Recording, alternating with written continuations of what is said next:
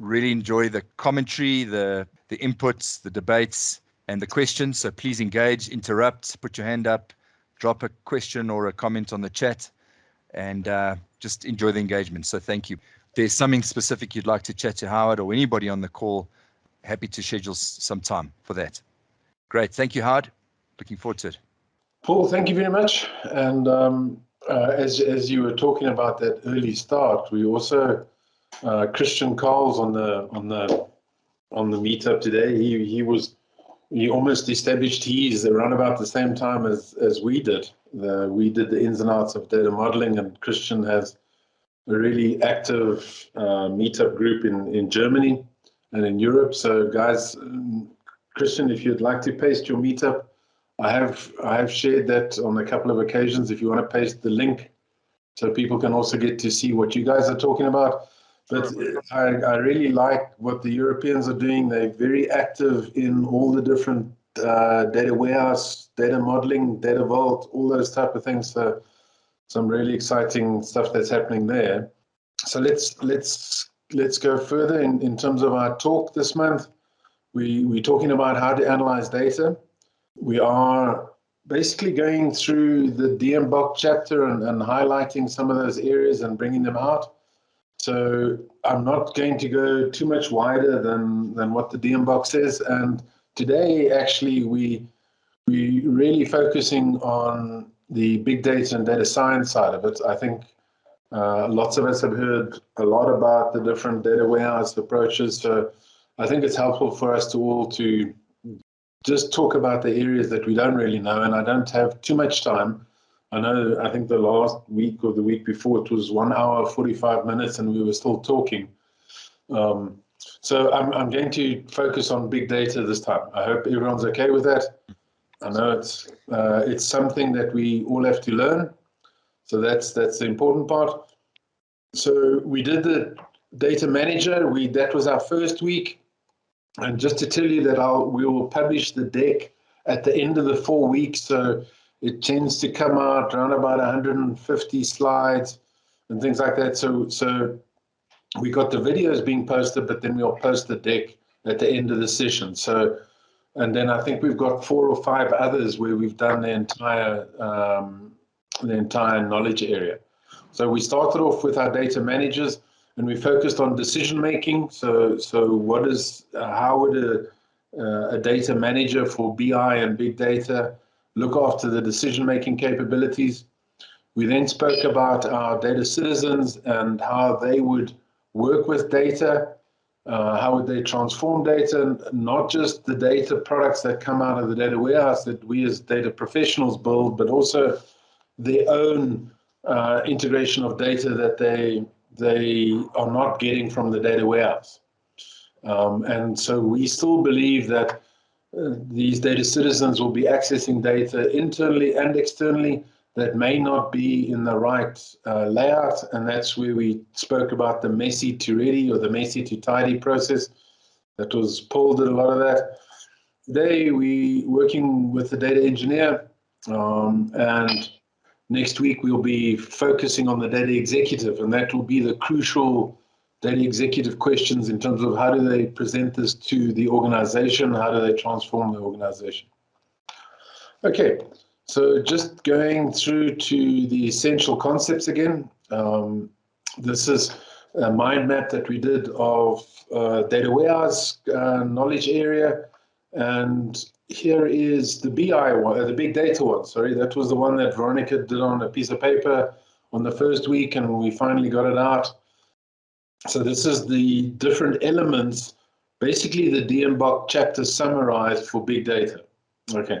And so what we do like when we teach on preparing for the exams, that you need to be able to discuss all of these different essential concepts.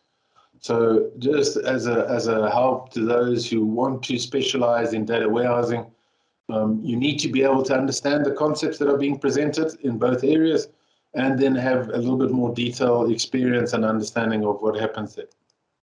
Okay, so these are the areas, for example, in tools and techniques, MPP, distributed file databases, in-database algorithms, big data cloud solutions, data visualization, different analytics, descriptive and exploratory.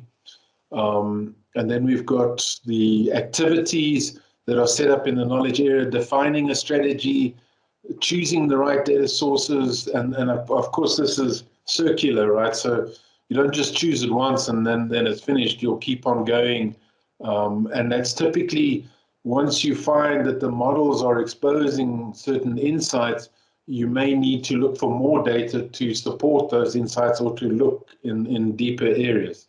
So that's the process, and then we've got the governance and implementation. So the governance is an interesting chapter and fascinating enough.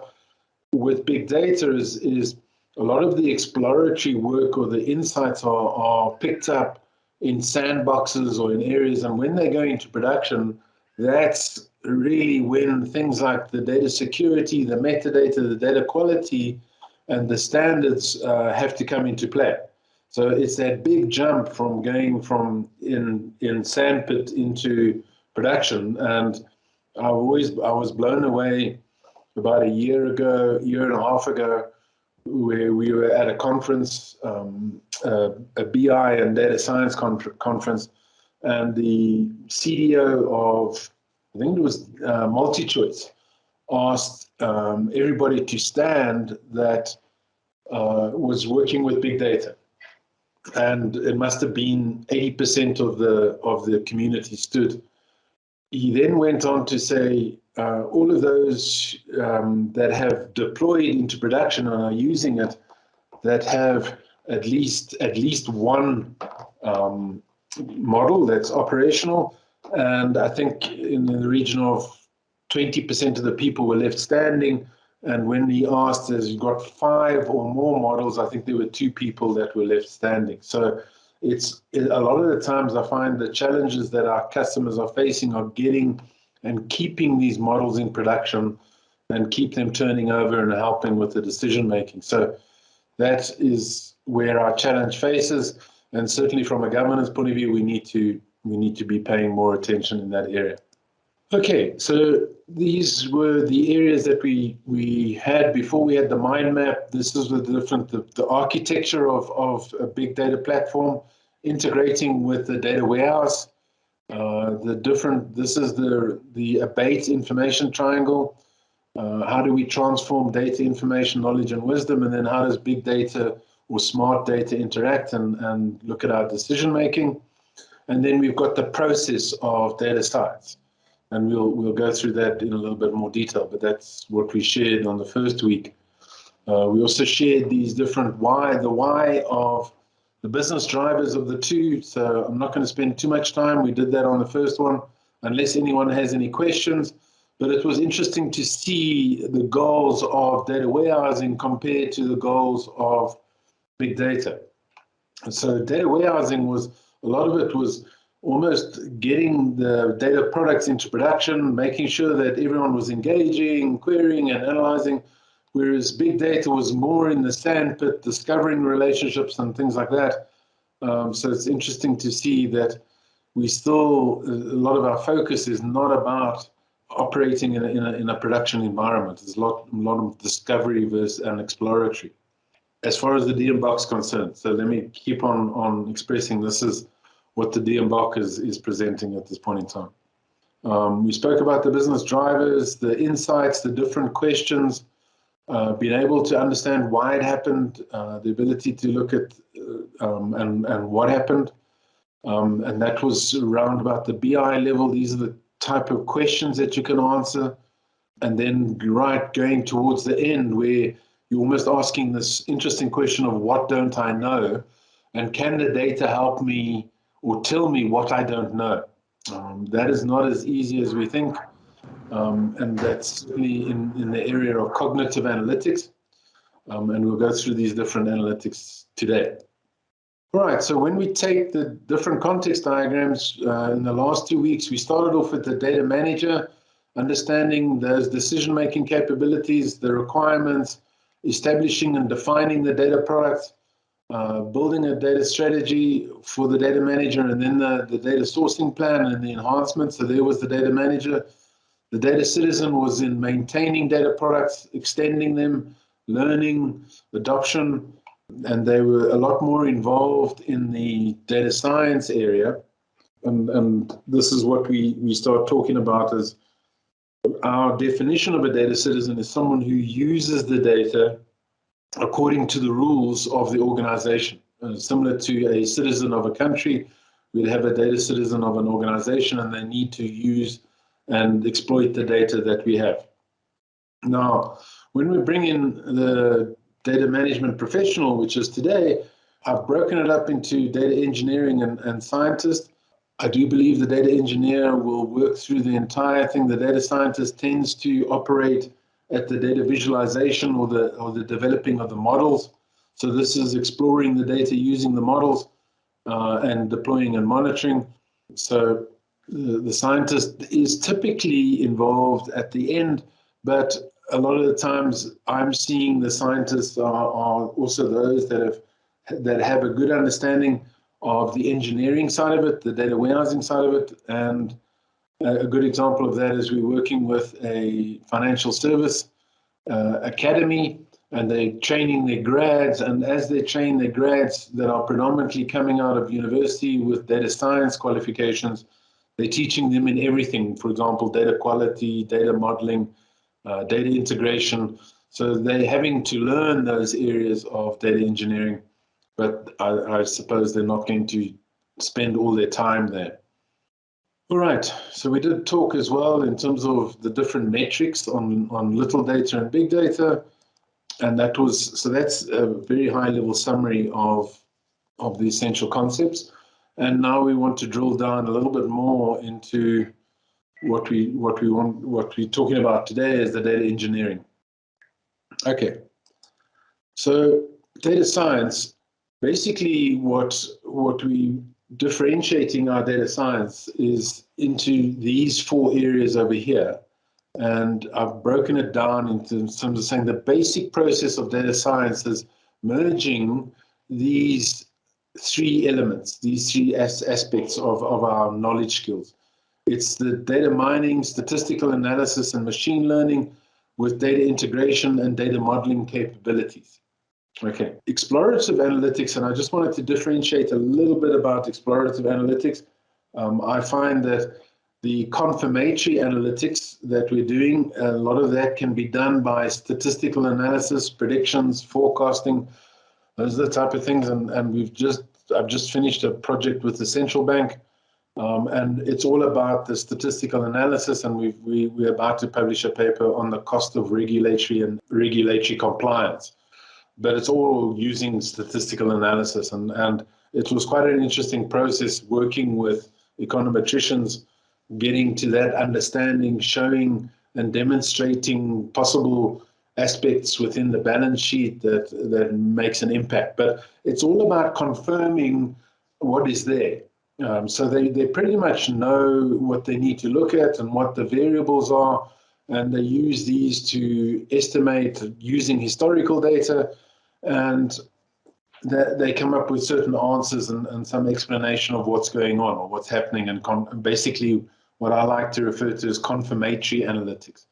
Now, exploratory analytics or explorative analytics is a little bit different, and you take a more of a scientific approach where you're hypothesizing. Initially, you want to start with an hypothesis about behavior.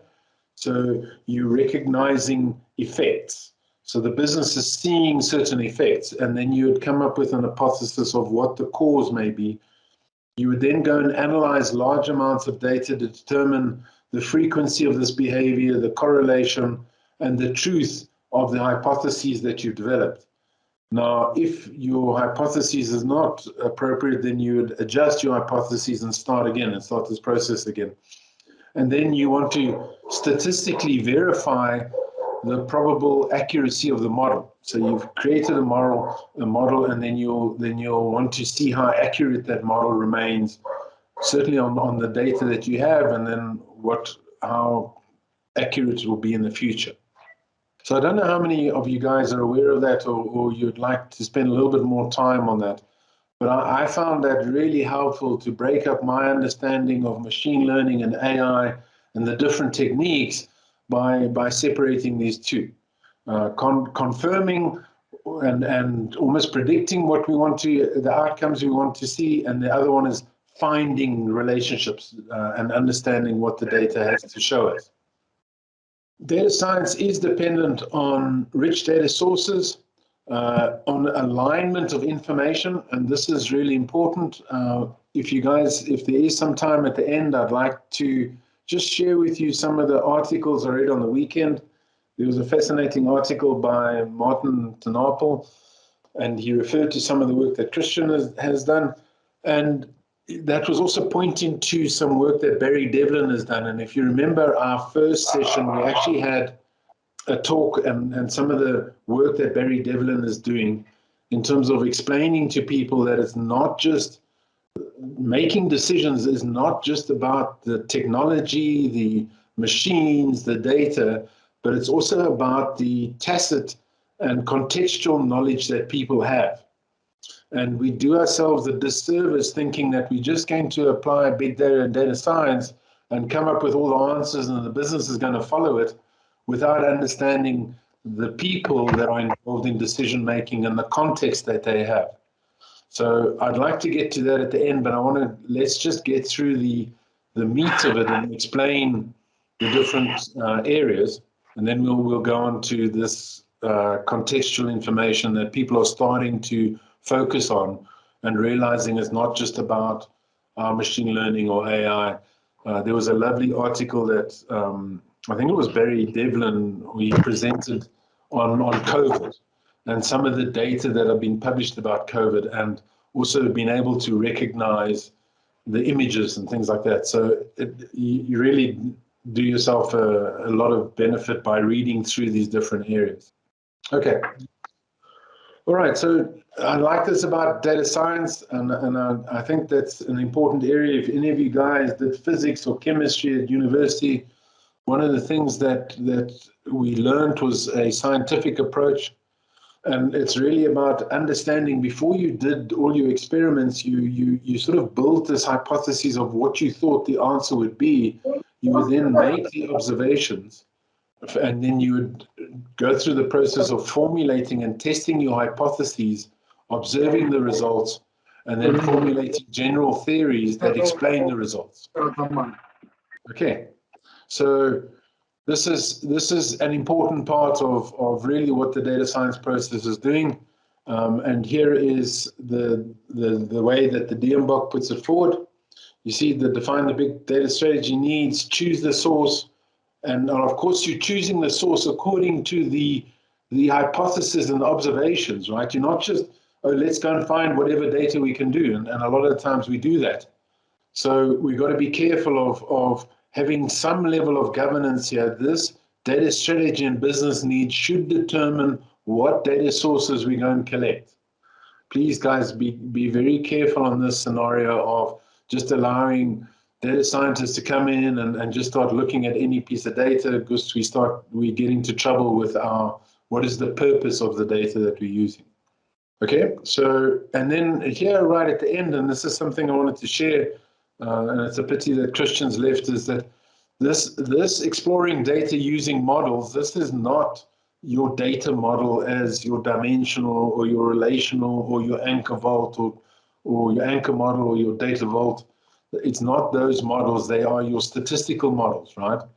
They are your algorithms. So applying statistical analysis and machine learning algorithms against the integrated data. Now, yes, of course, there's going to be a data model for the integrated data, but we are then applying the algorithms on that integrated data. We validate, train, and over time evolve the model. Okay, so it's different to a data model, and I found us constantly mixing up and confusing each other when I talk about a data model. Some people think it's a statistical model or an algorithm, and I'm using it incorrectly. I'm not being specific. And then the training entails repeated runs of the model against actual data to verify assumptions and make adjustments. Okay, so there's lots of the training going on. I don't know if you've seen some of the training on the image recognition that Tesla was talking about, and their fleet and how they constantly are improving their training capabilities and allowing the car to recognize the danger signals or what's ever going on around them. They're constantly having to train the model to ensure that the car handles the conditions correctly.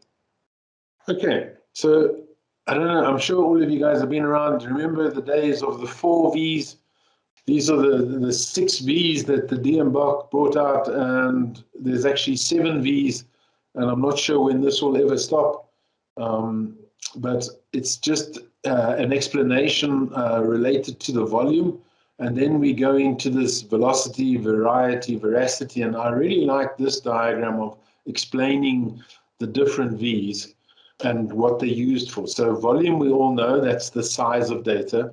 Variability is almost that constant change. Okay, so the data is changing all the time. And then we've got viscosity and visualization. That was an interesting choice of words that I found different people using. And the data in a manner that's readable and accessible. So the other question is, how difficult is the data to use and integrate? Okay, so that's also a V of big data, that challenge that we have to use and integrate. That's where we get into, and that's why the visualization is brought there. And I'm sure you guys have seen the data is so big that we cannot use our traditional BI, line graphs, bar charts, and all the others to be able to understand the data. So we got to, that's where the data visualization expert comes in, and they build specific visualizations for people to interact with it. Okay, then we've got veracity, and that's the trustworthiness of the data. So this is where we start integrating and getting involved with data quality and the metadata and all those different important areas that we as data management professionals are well aware of, and bringing all of those skills and knowledge back into the big data area. So certainly everything we do within the DMBOK is not thrown away. It needs to be included. Then we have variety, different types of data, and velocity, that's the speed of the data. And we'll go through some of the service layers that big data needs to deal with. Okay, the data lake. These are the core elements of a data lake. Being able to mine the data, to be able to introduce raw data. It is an alternative to data warehouse storage. And the way in which they do that is they use a data virtualization technique, and they load the data into memory, and you can analyze it in a more structured way from a virtual platform, and you don't need to be building these big data warehouses. Please, I'm not saying that you will replace your data warehouse. There's still there's still an area for that as well. This is a records archive, and then we also talk about the process of streaming data and pattern recognition as the data is coming in. So I really like this article, and it's been through some interesting discussions. I don't know if Mark can relate to this. I think it was EDW 2017, and when you went there, just about 80% of the talks were on this amazing thing called the new data lake. The next year, it was on the data swamp, all the troubles and all the challenges they found with the data lake. It had become the same as our shared folder system that we all hate. And then the next year, I think it was when I met you for the first time, Mark, that was 2019, where everything was about a data catalog sitting on top of the data lake. Do you remember that, Mark? Yeah, absolutely. And we're debating it at work at my client today. Like this week's topic is taxonomy for our lake, so we don't get a swamp. Ah, fantastic. Yeah. So this is a really nice article by Calibra, and they showed the different things on what differentiate data lake from a data swamp. You can see there's all sorts of rubbish that's gone into the data swamp. It's not properly integrated, all the different challenges there. And you can see the metadata management. So that becomes massive within this area. Now, you are right, data lakes complement the data warehouse, and you can actually see what I liked about this picture was we do have some structured data feeding the data lake. We've also got the unstructured data, And then we've got the outflow of the lake, which is analyzed data. All right, so that's almost where your data warehouse is sitting at the moment. And so we're expecting our data warehouse to be in 3 and 4, and we'll find that the data warehouse can feed data back into the data lake. Remember, last week I shared, or Paul shared, when we do these transformations, remember we got to the USS design, and then I said, but then we have to keep on going to that wide data set. And these are the type of things that we're pushing back into the data lake, into that wide data set. So I hope that rings a bell from last week. And this is the data coming back into that lake for different forms of analysis. Yeah, data preparation must be exciting in the swamp. 100% correct. It is as challenging as what we face. And I really loved this. I almost spent the last 8 months working with the central bank on that paper. We had in the region of 80 or 90 different spreadsheets, and we had to bring it all together. And they weren't even thinking of a data warehouse, and it wasn't going to be repeated. So you ask yourself the question, well, would we just leave it in the lake and find some way of virtualizing that? And that's an exercise or a proof of value that we've just completed in this last week. I like this presentation of just explain to me the difference between a data warehouse and a data lake. And I've always focused a lot on, in terms of making this differentiation, schema on write versus schema on read. So within the data lake, we've almost got the data in the original format, and we don't mess around with that data and we don't destroy that data. So another way of understanding schema on read is write once, read many. So you can have your data set sitting there, and in day one, you may only use 50% of the fields. And then you realize, oh, you need some more information. Now you can go back to the original source and you can now go and get 80% of the fields, or 70, or whatever it is, and you can keep on extending it. And I'm sure those that have done a lot of work in data warehousing, we tend to bring the data in and then throw away the originals, whereas this is what a data lake is purposed for, that we never throw it away. It's on read, it scales appropriately, and it's designed for the low-cost storage. Okay, so that's where we got the write once and read many, and hardly ever throw it away unless there's a data privacy area there. Now, I'm sure you guys start to realize that managing data privacy is a bit of a mission in the data lake environment without metadata. So what customers are these data sets related to? Okay, and then the users, they tend to be your business professionals, and then your data scientists. So your more skilled people are accessing, unless it's on top of a data virtualization layer, your more skilled people are accessing that data via R and Python and all the different languages that we're referring to. So note, the data lake is not just for unstructured or semi-structured data. It actually contains outputs from applications, data dumps, structured data, warehouse. So it's not just the unstructured area that people refer to.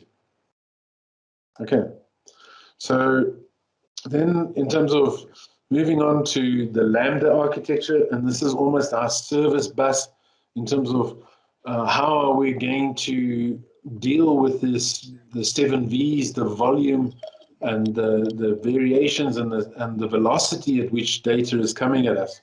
How do we manage it within our organizations? And we've got this generic architecture that has been developed.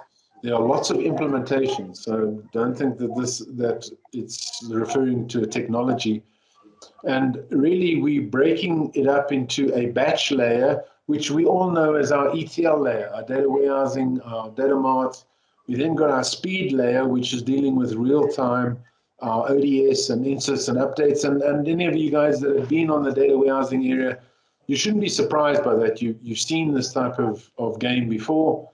And then the batch layer is pulling in data from the data lake, the historical data, structured over time, and doing the inserts. Okay, so this is an architecture of our Lambda architecture. Notice new data. It's going into the batch layer, and it can maybe only come out 2 hours later. And then we've got our service layer, and that is sitting on top of these different areas where we can query that data. And then we've got the speed data, the speed layer, which is our real-time views of data that's coming in at high velocity. Now, I equate this almost to Rollup. I don't know if any of you guys dealt with Rollup, where you could put a cube, and Rollup was that real-time OLAP, real-time analysis. You could put the data on top of an application. It never aggregated the data. So when you queried the data, it would go and when you issued a query, it will go and build the data. And certainly my experience was to try to keep the dimensions clean and hardly ever changing, and then the facts just loaded very quickly. Now, I've got a bit of a challenge with my diagram there. I got this cap overloading, but this was just a better view of that Lambda architecture. All right, so one of the things that we have to deal with when we get into these big data areas is this idea of pick two. Okay, so it's dependent on what's important to you. So is availability important to you? Is consistent data important to you? Is availability and then partition tolerance, the different tolerance that we have, or distribution. Okay, so what they are saying is that we have the choice. It's called the iron triangle of data, and it's all about CAP. So we look at the different database systems, and here in the CA, where we have consistency and availability, here we've got our Microsoft SQL, Oracle, DB2, all the databases that we have grown up with. And then on this area where we talk about availability and partition tolerance, so if we have a failure, we can always get to the data, and these are the technologies that are in the AP leg, and then we've got the CP leg, which is the big table, MongoDB, and different areas like that. Notice that the data models still say the same, okay? And here, the relational, the document, the wide column, those different physical data models, they're still in the same area.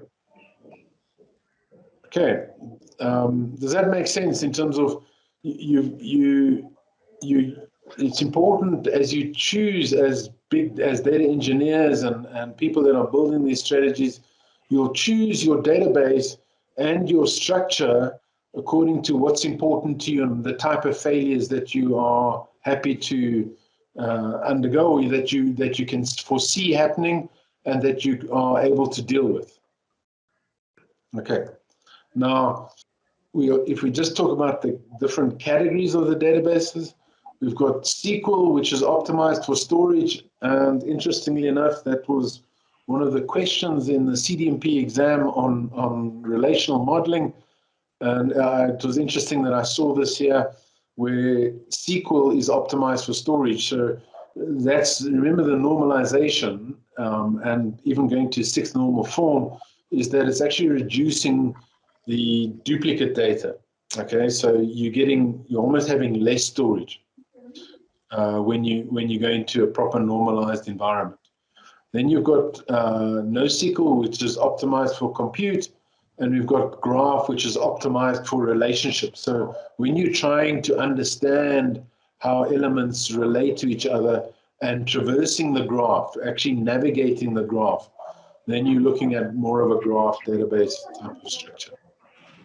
Okay, and then that CAP theorem that the DMBOK spends quite a bit of time talking about, it's actually fascinating that they are now suggesting that doesn't work as well as what they call the pi theorem.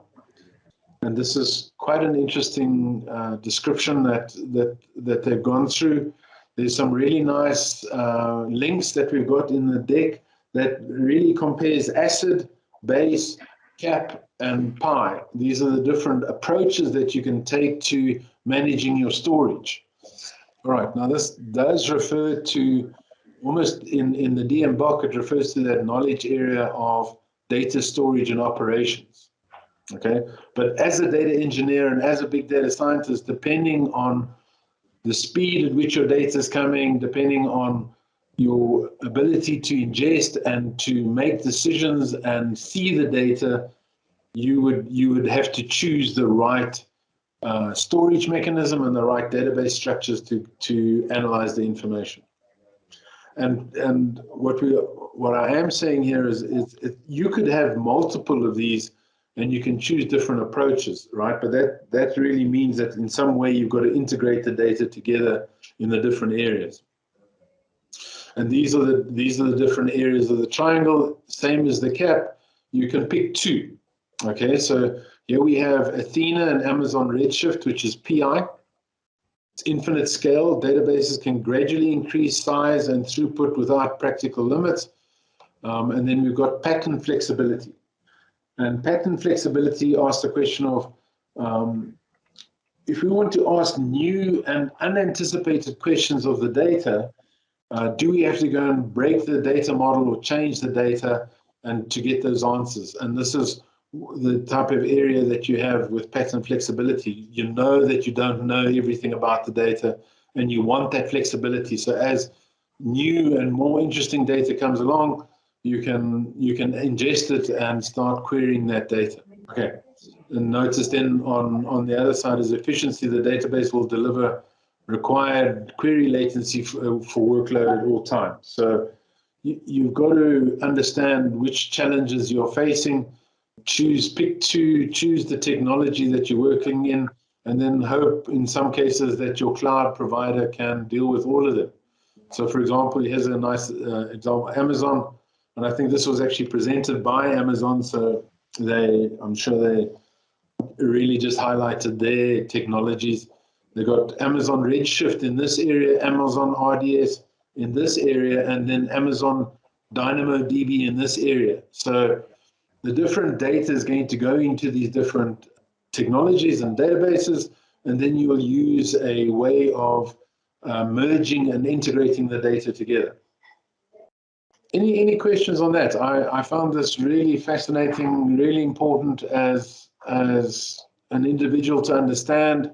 And I've also found that when I deal with graduates from data science and we start talking about the data storage elements and the data modeling, a lot of the times the guys don't understand it and they have no clue of what we've been talking about. But I find this really helpful to know the limitations, what is the right approach, and we don't, for example, start sticking documents into varchar binary fields.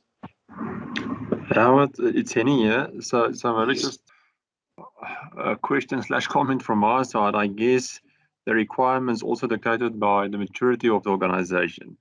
So I think a natural starting point is the pi leg of the pi theorem, and that tend to evolve into the other areas. So I don't see immature organizations starting with NoSQL, for example. Look, it's fascinating in terms of it depends on the type of analysis that you're getting involved with, right? So if we look at the NoSQL, and the business model is about compute and understanding those different columns and documents, then you may be going the wrong way by choosing SQL. Okay, so what you have to do is just recognize that you don't have the right skills and get the right skills to help you out there in choosing that appropriate technology leg. Thanks, Howard. Okay. JG, you're saying how would this influence your choice of analytics platform? So a lot of the times what we're doing is we got to get the data in. Okay, we got to get the data in, and then what we will do is we'll build almost either virtualization layers or warehousing. You know, when JG, when we talk about that batch layer and the other layer in terms of getting it into a format that is appropriate for analytics. And again, I've got to be careful when I say that because, for example, textual analytics or text mining works on very different structure compared to statistical analytics that works on structured data. So it depends on the type of analytics, Depends on the analytics platform that you're going to use. JG, does that answer your question? Yeah, yep. Thank you, Howard. I appreciate that. I've never seen this pie model before, and could you form an opinion on how GCP would handle this? I mean, the fact that Amazon would be doing this and probably using it as a marketing ploy that they cater for each angle. Do you imagine that Azure and GCP?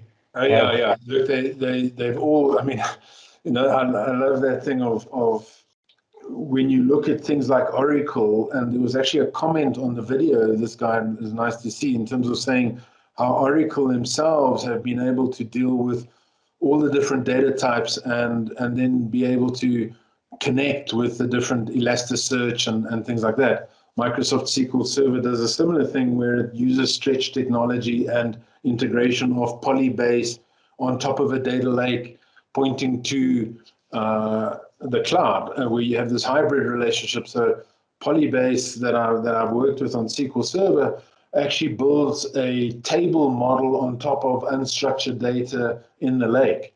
So you can actually go select star and join between data, master data sitting in your database that you've mastered, and unstructured data sitting in the lake. And you can now join these tables together using your normal SQL queries. And you can build a data warehouse and a virtual data model on top of it, which then allows your statistical processing to happen. And again, I really have enjoyed that sort of 6-month process working with statisticians who really understand the mathematical applications. And it's just about getting the data into that structured format that they can run those algorithms on in the statistical analysis. And all that fighting with the data and the friction before it gets there is a lot of effort and a lot of wasted time. Answer your question, JG? Thank you, Howard. Yep, I appreciate it. Thank you. Okay, so I mean, you have got this infinite scale where you want, and for example, if you've got sensor data coming in, you just know that thing's going to grow like crazy. And I really enjoyed. I remember being at Microsoft doing the SQL exams. We were doing SQL Server writing exams or setting questions for the exam. And one guy was sharing how they had just started a new business, and this may answer some of your questions, Henny. They just started a new business, and everything was about images and conversations and collaboration. Within 3 weeks, they had grown something like 900% more than what their storage estimations were for the year or the year coming up that they planned for. So it killed their budget and things like that. And just that storage uplift was tremendous that these guys were battling with. And now we're seeing that when we're able to move into the cloud, that ability just to keep on allowing the storage to grow, be it SQL Server, be it Oracle, be it Data Lake, be it Redshift, all of these things are finding their place. And it's amazing how the traditional databases are keeping pace with these other ones that have been specifically engineered for a purpose. But you can see these guys really accentuating that purpose or that leg that was specifically designed. And that's why we have to be careful of just saying, a relational database SQL Server works. It actually makes a mess in some cases. Okay, so now that we've sort of dealt with the storage, yeah, Hans, you're right. If you don't watch your storage, that's where the cloud costs each up. And then also the compute, and I'm actually sitting with a customer at the moment that part of the challenge that they were facing over the COVID period was, prior to that, I think they had 150 servers with all sorts of data in the cloud, and it killed a few of the businesses that were there. And now there's a massive exercise to just cut and get rid of all the stuff and cut the costs tremendously. I think they were running almost in the region of 40 to 50,000 pounds a month on their cloud costs. That's big, especially when you start to bleed. in different areas. Okay, so analytics. This has to be probably the most exciting and the most important thing for all of us to understand. What algorithm to be applying to make what sort of decision, what are the options, and what do we need to do? So really helpful in being able to just understand why we choose certain things. Okay, we're not just let's go machine learning and do whatever we need to do. Is machine learning as appropriate as sentiment analysis in terms of language and textual analytics? That's not the approach that you're trying to do. The mining, the predictive analytics, prescriptive, unstructured data in terms of how do we scan and tag the information, and then our operational intelligence, BI and streaming, and data visualization. Okay. All right, so if we just spend a little bit of time on machine learning, there was a nice paper on the different types of machine learning algorithms. If you want to see that, when you get the deck, you will have links to that.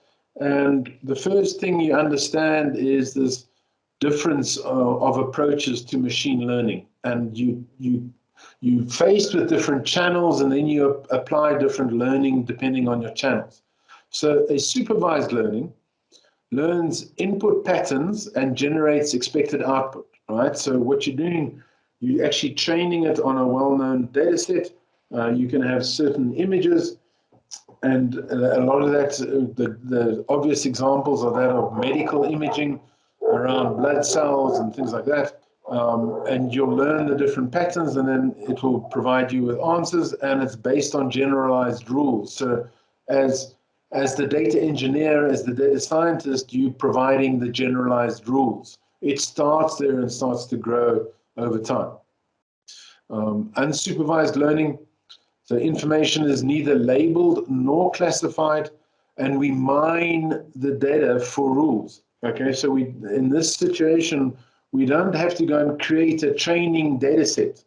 Okay, supervised learning, we have to create a training data set. Unsupervised is basically saying, here is the data, you come and tell me what's going on. Find and summarize and group the data points, categorizations and classifications. And what you're aiming for is this, a better description of the data. So it's about you understanding the data.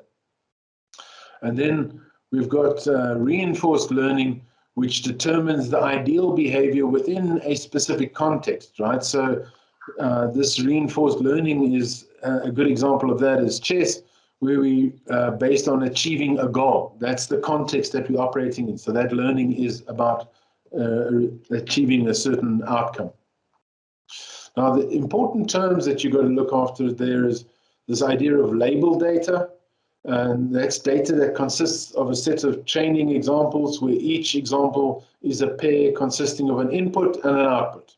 Okay, and this is also called the supervisory signal and label.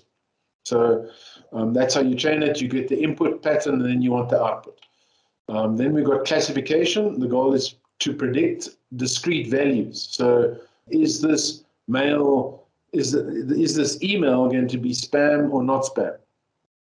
Okay, and then we have regression. The goal is to predict continuous values. Okay, so notice the difference there.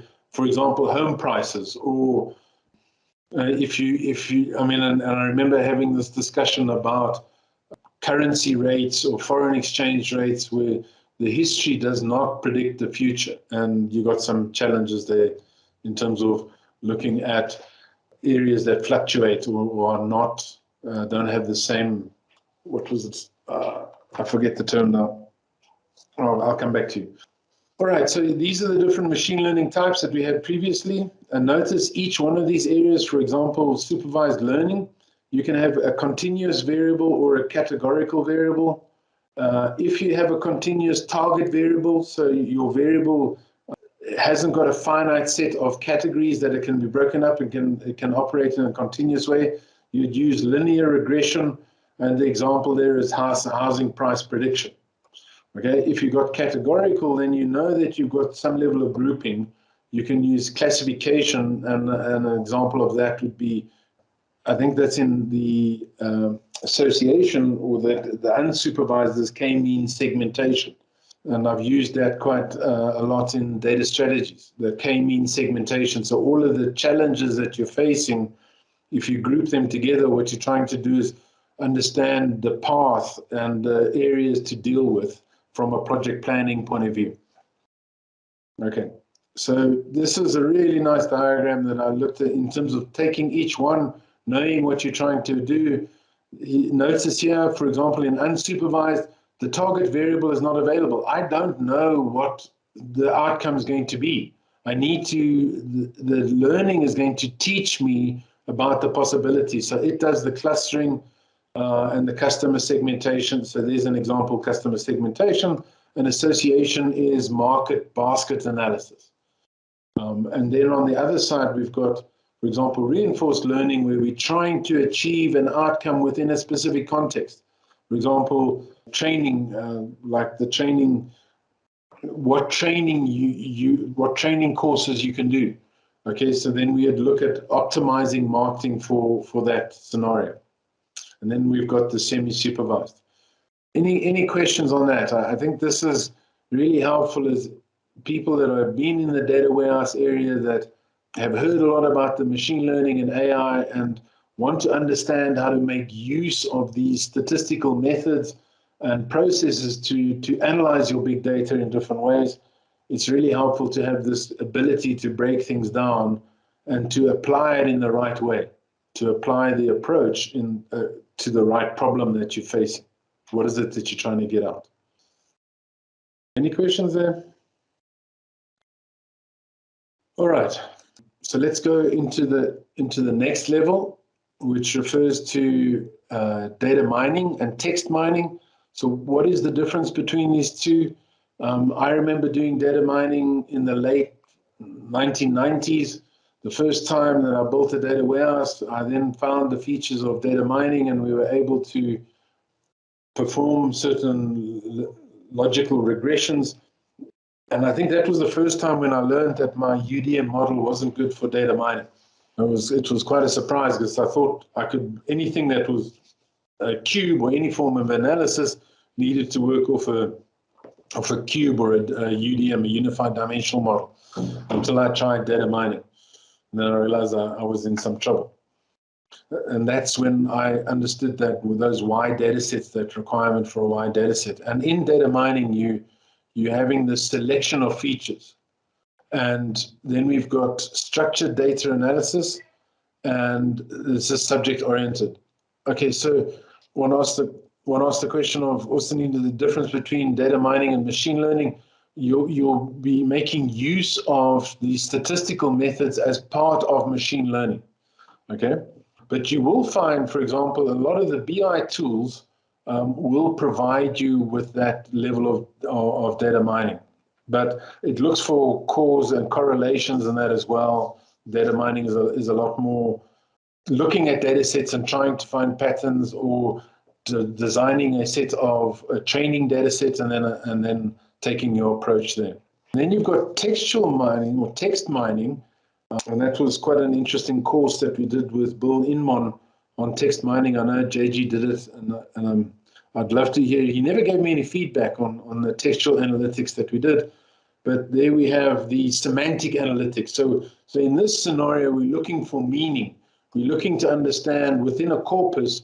We're looking for common meaning of what have been spoken about within that corpus, and that's across. For example, Bill Inman had a great example that I was really interested about, analyzing all of the court records and the legal cases across the entire country. And they were able to pick up a whole lot of understanding about how they were being processed differently and the type of criminal activity that was happening.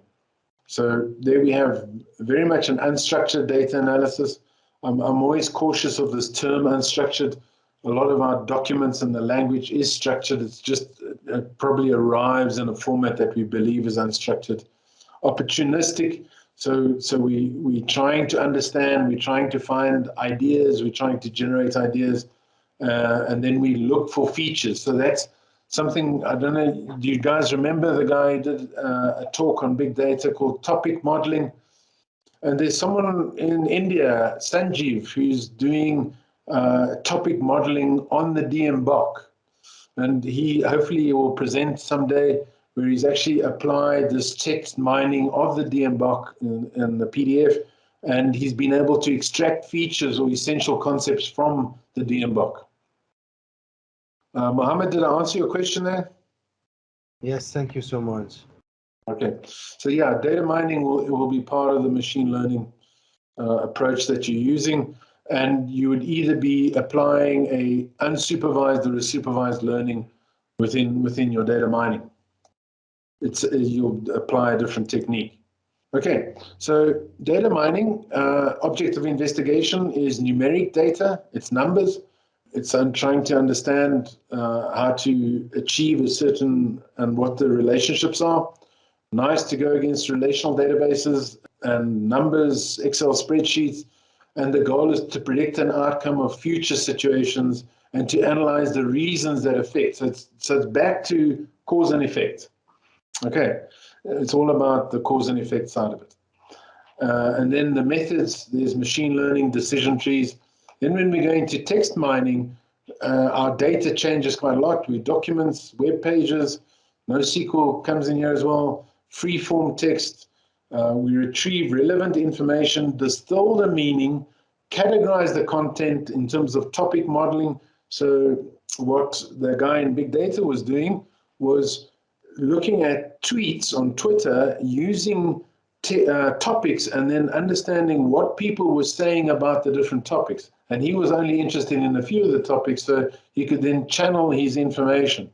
And that's where he's sort of categorizing the context and comparing and evaluating the texts. Okay, indexing, special neural networks, clustering, and categorization algorithms. Okay, so that's see the difference between that data mining and text mining, and again, where you'd apply these different approaches to get the insights that you're looking for. And a lot of the times your text mining is searching for things, searching for patterns, searching for behavior, whereas this one is almost wanting to predict an outcome. Okay, now I know it's 5 o'clock and we've sort of got to the end of the chat. This was an area that I wanted to just make you guys aware of in terms of the article that I was talking about with Martin Tenapel, in terms of saying, and he asked this question, and I don't believe we can solve it without knowledge management and contextual information.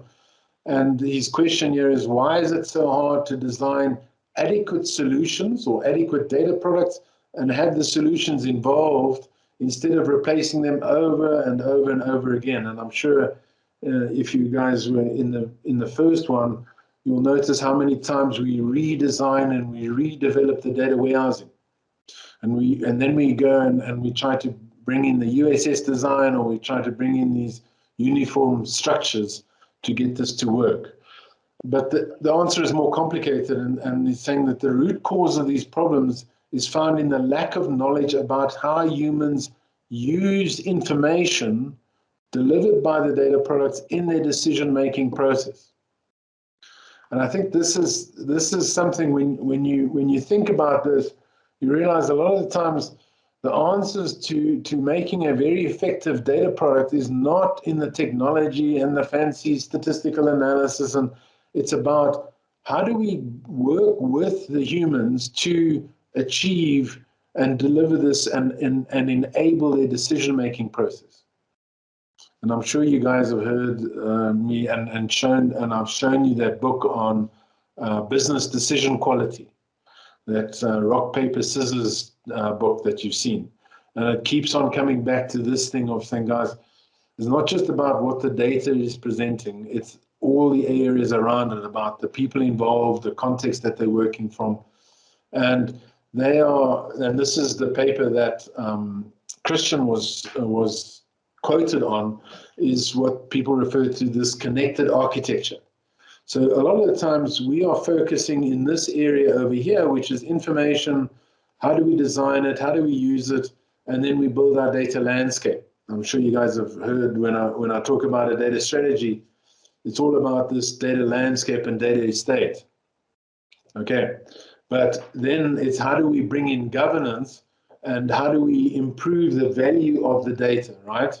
So we're governing the value of our data. So what we're trying to do is improve the value of our data, not deteriorate the value of our data. And then are we providing the data appropriately, and we're governing the use of it. But notice how important it is to link and align this with our human interaction. So information supports the human interaction. This human interaction requires the alignment, and the alignment governs the human interaction. Okay, so then when we start moving along this path, we see how do we collaborate around the data, and how do we collaborate around the decision making. So we first of all interact with the people that are using the information consumers, and then we've got to ensure that the producers are provisioning the information, and then we're distributing the information. So quite a nice picture that demonstrates that it's not about just about this bottom layer. It is about the governance, the alignment, and the human interaction. And if we don't pay attention to these different areas, we're only going to be dealing with a small part of the problem that we're trying to solve. And I'll leave this for you guys in terms of just understanding the gaps that focus between the business and the IT, and how do we ensure that this gap is closed, and what sort of data models and processes do we need to develop. And this is where Barry Devlin comes in, and he's basically saying that we've got to find a different way of assimilating machine data with process-mediated data, which is our business processes and our legal data, with human source data. So as data engineers, we need to know how to pull this whole game together, and not just we're either sitting here in terms of process mediating, or we doing text mining with human sourced information, or we're doing data engineering with machine generated information. And I really like this aspect that Barry Devlin's putting forward, is that we need to deal with all of the different areas, managing our risk, governance, managing the knowledge management, or the meaning, explicit and tacit, looking at how we integrate the structure, and then looking at our processes. And those are the things that we need to bear in mind when we build these decision-making capabilities within our organization. That pretty much brings me to the end of today's session. Are there any questions or things that you guys would like to ask or discuss? Did I confuse everybody? Yeah. Hi, Magnus here. Thanks, Howard. Great session.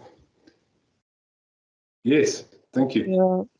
Yeah. Would you mind comment on the situation that it seems like warehouses actually end up in the data lake also? Maybe okay. from my point of view, for two reasons. One is that, well, the data is needed together with all the other unstructured data to be included in the analytics. And the other aspect is that the analytical frameworks, due to some reason, only works on the data lake environments. What's your comment on this? So Magnus, I think I'll get the link for you and send it to you. But when we looked at our transformation process, one of the things that I explained to our people that build data warehousing and ODSs and your data marts is to say that a lot of the statistical analysis doesn't like and data mining doesn't like the structure that we have in our data warehouses and data marts. And they battle to understand all the correlations and find those patterns.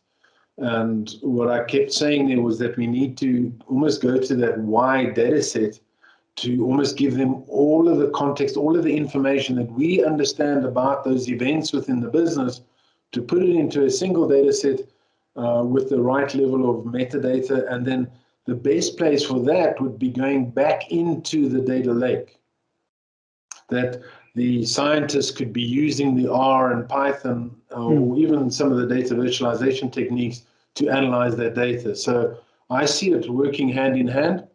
We can, from our warehouses that we're very much on business event, it's the ability to go into a wider data set and allow a more statistical a more algorithm analytics of the data that we have. So the warehouses and the marts are originally designed to integrate data from the different sources and to almost provide a canonical model of all the data sitting in the organization. From there, we extract specific data marts that are designed to deal with the process-mediated data. So what is happening with these processes? And then we go into that wide format that's more appropriate for the statistical analysis. And the better place for that is then putting it into a governed data lake for the data scientists to play around with and to analyze. Yep, great. So it's getting the right format, and it was quite mind-blowing when you sit with statisticians and I mean, we all know that they love that Excel format. Give it to me in Excel, and then I'll work with it. But we all know that that's the dangerous part to go in. I'd much rather create a wide data set that I can manage the population of that wide data set for you to use, and not for you to be playing around with that data, because we'd want to be able to go back to the source of the data. If I extracted incorrectly, or if we did something wrong in the population, we can refresh that and not be dependent on statistical maneuvers that they're applying within that analysis.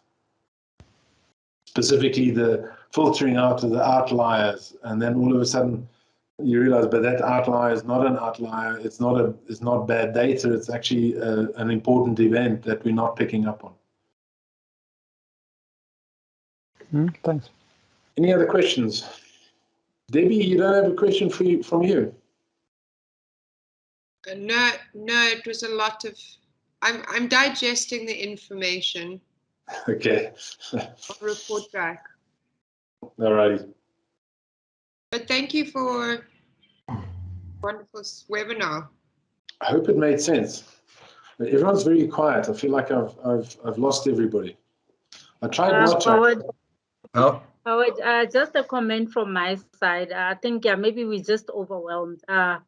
It was a lot of information. I think we should have a session maybe focusing on that pi and cap. You really picked those theorems. You really piqued my interest with that. Okay, fantastic. Yeah, so yeah, I think we really need to digest the whole cap and Okay. pi. It came as a big surprise for me. But yeah, it's a good one. That's lovely to work through that. And what I am trying to do is to cover the scope of the DMBOK knowledge area, so you guys see it for the first time. Then we can drill down into more details in terms of what is important to you. Awesome, thanks. So we send you questions around that. Fantastic, and yeah, really nice. I think I showed you I hope I showed that there's a lovely, this one over here, on this paper. You'll actually see they deal with all of the types of storage, from ACID, which is your relational database, to base, which is your MongoDB, to cap and pi, and the different approaches. So it really starts to explain the options that you have, that all these people are presenting and working with. Howard, just a quick one. Yes, sorry. Paul? Just back to your comments about the requester wanting to use Excel to build reports or analyze data, and the preferred is to rather pull it into a database. I suppose just the comment was in the user's mind, the speed of how fast you can give them a view.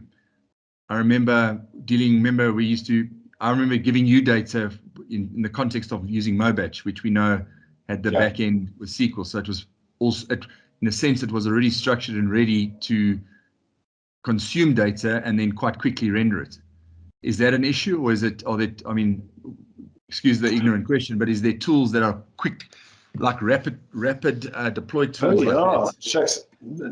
Paul, you must see some of these guys, the speed at which they ingest data using R and Python. To the extent that Power BI have those languages integrated into the transformation area. So you could actually use some of the techniques in R to load a data frame and then to perform statistical analysis on the data frame. R uses this term of a data frame. Okay. And the lovely thing about what Power BI has done now is that actually it creates the data frame and then presents it to the R language to do the statistical analysis, because those guys have got more hard-coded or support within the languages to run just about any statistical algorithm or analysis that they require. So what I'm trying to say is we're sitting on so much data in the data warehouse and the data mart that needs to be integrated and connected to our data coming from external sources, that we need to give it into a format and controlled population, so it's curated data getting to them, that they can just ingest with a virtualization technique or R or Jupyter notebooks. That's, I know ST in that we're working on a presentation to the industrial engineers. They load the data into Jupyter notebooks and they perform all the algorithms on the Jupyter notebook, which is a container of data. And it's got all the compression and things like that, and they're doing some fantastic work in the ability to manipulate that. Fantastic, thank you. Sure. Okay, so that's not an excuse not to use that governance principle. Yeah. But the nice thing about it is that we can populate those wide data sets into the data lake with the right metadata, with the right structure, knowing that these data sets, for example, may have PII information and things like that. We know all about them, and we now are controlling that data in there and making them available for analysis. Brilliant. Thanks for that. All righty. Veronica, did you want the links in the chat? Yes, I don't know if you put them in before. I couldn't find them. 1 moment. I'll find I can them. get them off your slides. It just looked like something. If I give you the one, so the pi one was really nice, and that was some extra learning that we had to understand those differences. Okay, so here's the link to pi, and then what you will do is that you'll find the links to acid and base. Oh, come on. Here we go. May I ask one more, Howard? Or sure, Magnus. No, if you want it, I'm happy to. Okay, thanks. Maybe it's another session, but I try it. We are discussing how to most effectively do the sourcing from the source systems to our data lake, data warehouses, and maybe also to the accounting and so forth, because we want to multiple sourcing streams drives complexity and resources. So if you would like to elaborate on that, what's the ideal sourcing patterns when you have these data lakes, data warehouse, ODSs, accounting, blah blah blah, lots of data stores and processes. We have an idea that we might use the data lake as a common sourcing, staging, or landing, or whatever you call it, and then run the data warehouse on the backside, so to say. It's a good discussion that, and what I'm just trying to find that. Okay, so if we look at the data lake, the nice thing about the data lake, the ones that I really enjoyed was that schema on read, and that means that we can be ingesting data from all over, and we're able to. This is designed for low-cost storage, where as soon as you go into a data warehouse type of thing, then your costs are getting quite high. I remember working with a financial bank, a financial service in South Africa, and we were doing a project, and the cost of the data storage that they were having to pay was almost, I think, I just use it in terms of rands. For a terabyte, I knew I could go to one of the stores down the road and pay in the region of 2,000 Rand for a terabyte. Here they were paying 60 to 100,000 Rand for a terabyte. Now, a terabyte, you run out of terabyte pretty quickly in that scenario. So the cost of that data storage was a big issue. And I think a few people mentioned that on the cloud, that we think that the cost is not there, but it is. And I even learned from one organization that every 2 years they have to move vendor. So they've got to go from Amazon to Microsoft or GSP, whatever it is, they've got to keep on moving. And the moving data in and out was a massive cost. Hopefully they fixed that problem, but that's where some of the challenges that we face. And we have to make those decisions about where's the right place. And what I like the data lake for is that it's almost that ability for data scientists to get at it and to be targeted at what they get. And we don't need the engineering approach to make that data available to them.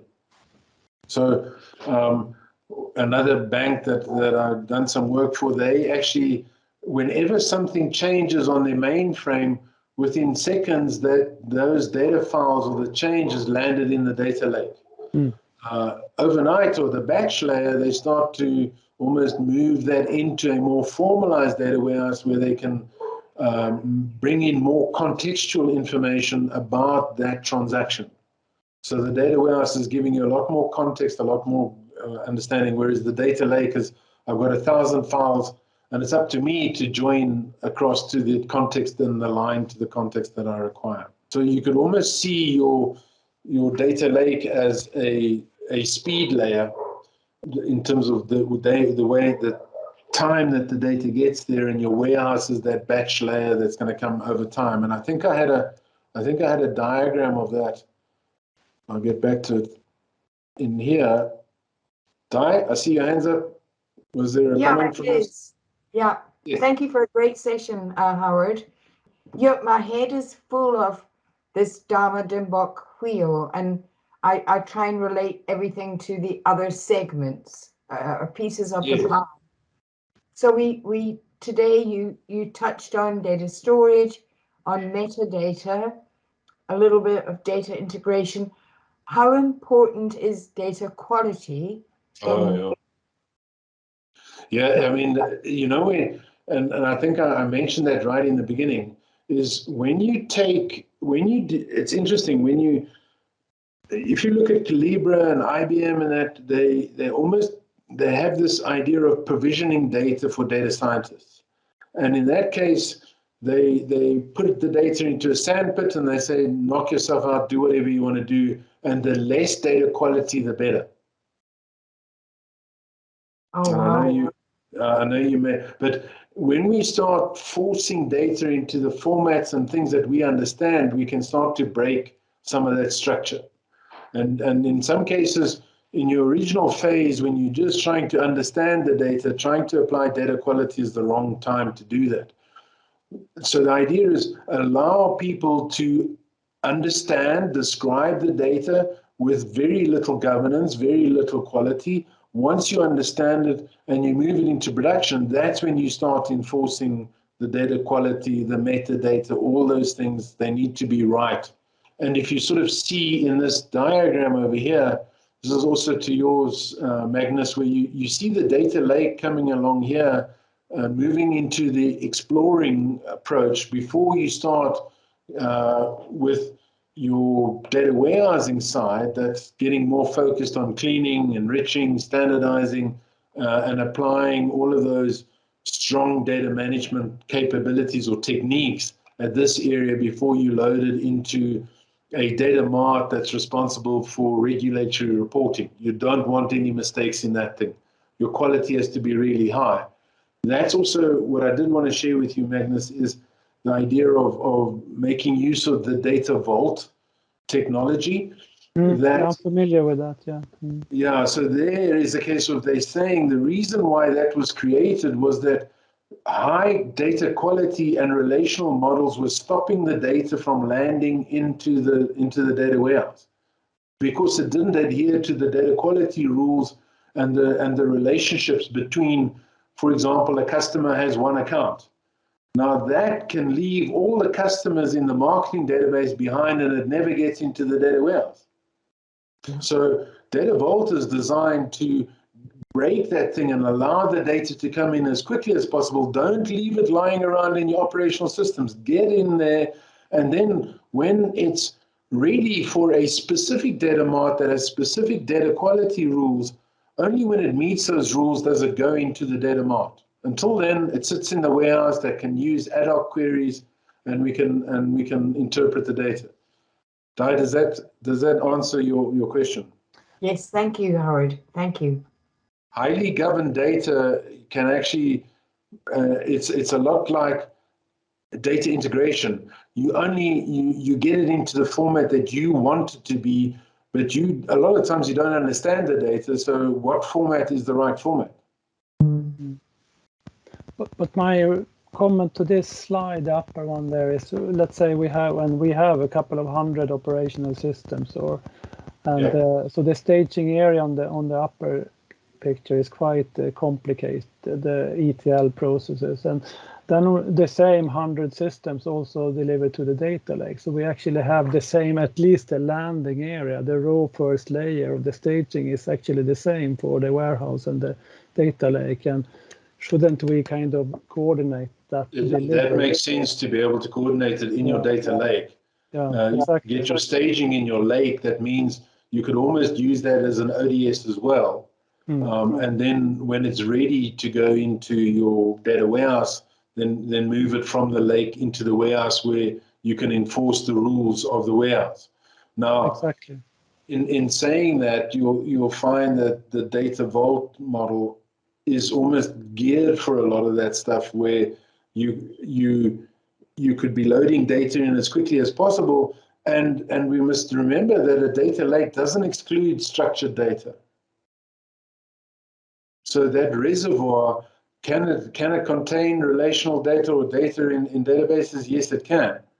And so it's about the appropriate data catalog and metadata that allows people to say, I need this data. Where do I get this data? There you go, and then have access to either provision it into a sandpit or to make use of it from an algorithm point of view. Yeah, thanks. I think, I don't know if you've worked with, is it Snowflake? Where they doing a lot of that, Magnus, where they actually don't move the data. So the data set lands and they create these different views of it, from testing to exploratory to warehousing. These extra copies are not being made. They don't keep on copying the data and duplicating the data. They almost provide these contextual views of the data. And they don't keep on copying it all over the place. And it's that type of thinking that you want to get to, where you're not replicating it all over the place and creating 1,000 copies. Exactly. You're just giving the right access to it and the right catalog of where to get it and how to access it and what format it's available. I agree. Excellent. All right. Thank you very much, guys. We look forward to the last session next week. And then we'll publish the slides. And then if you guys want to, certainly, I know Daneo asked for, if you give us some ideas of where you'd like to focus on, Daneo, we have a special session. We can then focus just on those two, just the different storage models. Okay, I'll get hold of you soon. And it's actually really nice that brings in the idea of microservices and almost a database that's geared towards the type of data, the type of business data that you're working with. And they choose everything from there. And what a lot of the big companies are doing is they're not saying we have one database technology. They're saying you choose the database technology that supports your business function. And so whether that's Redshift, whatever it is, DynamoDB, you choose it. You choose it, you look after it, and you build it. Could be an architect's nightmare, but I think we try to curtail that, and then people don't get what they need out of it.